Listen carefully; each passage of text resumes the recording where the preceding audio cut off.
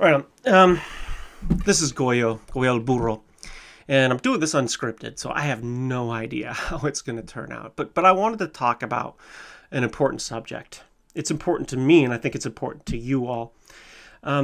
People on this channel really like to take a jab at higher education, and I do not understand why. I also really have a problem with people's lack of interest in the printed word over, videos and media. And I realize there's a little bit of irony to that because I'm posting this on media, but how else am I supposed to teach you if this is all you consume? So anyway, let me get to the point. Here's my problem. People tend to undervalue a higher education, and I think that's like the worst thing that could happen in our society, and the reason why we're facing so much anti-intellectualism, why we have these stupid conspiracy theories about ancient aliens, fucking UFOs, and flat Earth. I mean, why people elected Trump, who is himself. I'll eat my own university degree if Trump actually attended any of his classes at UPenn. But anyway, I'm digressing. Again, my point is undervaluing a university degree. And I've had this in my own family when I talk to them about my own degree. They generally tend to think that you don't need to take university classes, that university classes aren't the end all be all of being educated. And I agree with part of that. They aren't. You definitely need to continue reading after university and read before university, but university requires you to take classes in subjects that you normally wouldn't really be that interested in. For example, on this channel, people like to use a lot of logical fallacy terms. I saw appeal to authority used yesterday. They like to use straw man. They use ad hominem. That's kind of an easy one. It's just name calling. But so often they get them wrong, and they get them wrong because they're just parroting what they heard someone else use online, someone else who doesn't know logical fallacies. And when I took a class in critical thinking, 3/4 of the class was dedicated to logical fallacies. We had to read someone making a statement that was a fallacy and decide which logical fallacy or logical fallacies, because sometimes it was more than one with the same phrase. We had to choose which one. We got graded on it, We actually had to read statements by Ronald Reagan and say which logical fallacy was involved. So, getting back to one of the first points I made, book reading, super, super, super important. You need to read as many books as you can. Of course, it's really important to look at the back of that book and see who the author is, what their background is. Recently, I was recommended an article by a guy named Croaky Kamen. No education listed, obviously not his real name, and it wasn't an academic paper. It was written really shoddily and failed to make the point he wanted to make. Somebody recommending that to me is somebody who's never read a real nonfiction book since high school, and unfortunately it's a big part of the population. But you're even more confused about university educations. Universities are a hotbed of discussion. You have discussions at lunchtime. You have discussions during class, after class, study groups. You go to, clubs that are aligned with what you're studying. I did Latin American studies, so I had a lot of groups where we spoke in the Spanish language about different current events that were going on in Latin America, for example. And you really learn a lot from that. This is so much more than comments on a live stream. I see those things and I'm horrified. It's not a roundtable discussion. University education allows you to connect in ways that you never thought possible. I have to give my own experience as an example because it's most experience I have is me.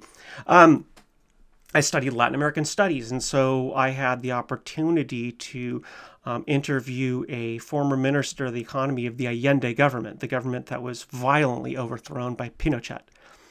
That was really, really enlightening. I spoke to a quote, senator for life who was an ex-general, and I got to grill him on human rights. I got to speak to some very famous Mexican writers in both English and Spanish. Most of these roundtables were in Spanish.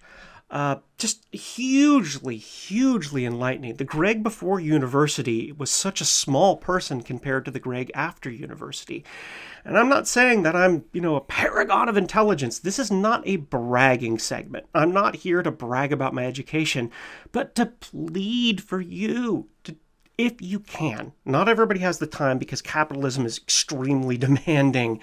Some people don't even have time to take care of their own family.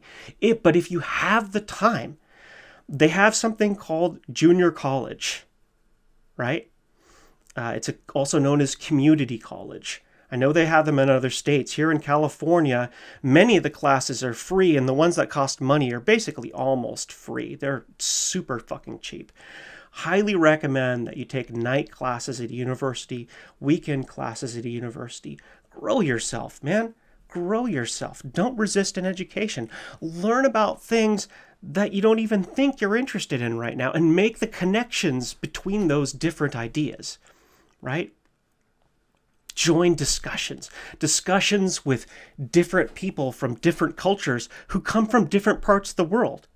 Like the internet itself is a good place to have discussions, but if those discussions aren't kept to a specific topic and the people involved aren't real experts on the topic and aren't necessarily studying that topic, what you're going to learn from them is either limited or fucking outright wrong, in the terms of like flat earth and motherfucking ancient aliens. God, that television show, how many seasons does it have? That's just fucking embarrassing. So yeah, my university education was very, very expensive. I got lucky.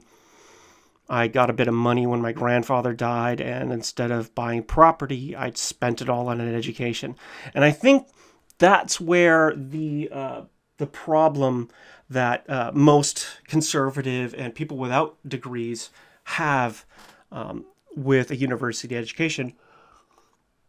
And that's that it's not as marketable as it used to be, right? You used to be able to get a college education, come out of university, and get a well-paying job.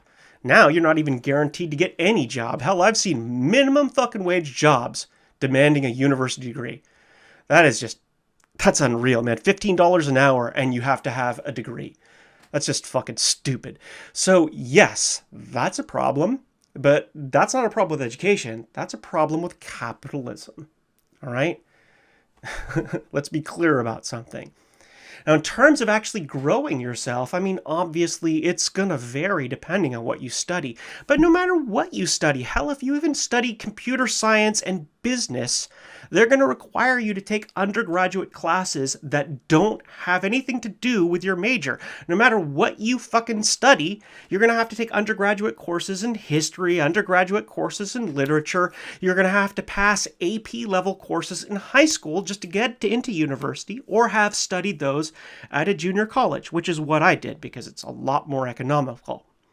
Just as a word of advice, if you take classes at a junior college and apply those to a university, instead of having to study, 4 to 6 years, you can study 2 to 4 years because you can make up your low-level classes at a junior college, because many of them are very close to university level in material and instruction.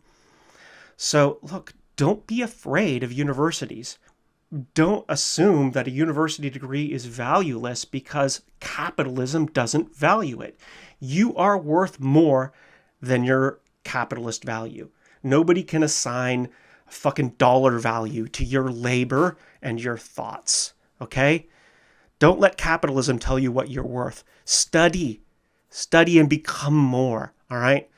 All right, cool. I'm going to peace out because I'm fucking super baked. That's the only reason I decided to make this fucking recording. But be well, y'all. Bye.